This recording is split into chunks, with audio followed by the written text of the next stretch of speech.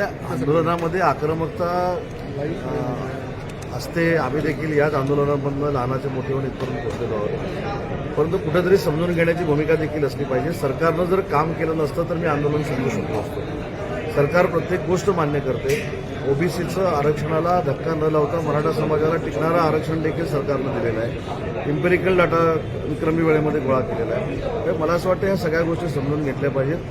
एखादी गोष्ट भडकवणं फार सोपं आहे, पण त्याच्यातनं तरुणांचं नुकसान होतं, तरुणाईचं नुकसान होतं, हे देखील लक्षात घेतलं पाहिजे. जरांगे पाटीलचं म्हणणं आहे की पार्टीवरती वार केलेला आहे, देवेंद्र फडणवीस यांनी फसवलेलं आहे.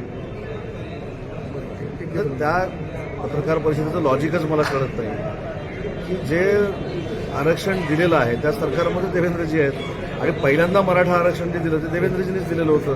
ते हायकोर्टामध्ये टिकलं होतं, सुप्रीम कोर्टामध्ये देखील मुख्यमंत्री देवेंद्रजी असेपर्यंत टिकलं होतं. त्याच्यानंतर एकनाथ शिंदे साहेबांनी मुख्यमंत्री झाल्यानंतर अनेक मराठा समाजाचे प्रश्न सोडवलेले आहेत. तर मला असं वाटतं की या आरोपामध्ये कसलाही तथ्य नाही. त्यांचा जो अट्टहास आहे तो कितपत योग्य आहे, काय सांगाल? अट्टहास आहे तो कितपत योग्य आहे? मला असं वाटतं मला आपल्याला विनंती करायची आहे, हा अट्टहास योग्य आहे की अयोग्य आहे तुम्ही दाखवलं पाहिजे.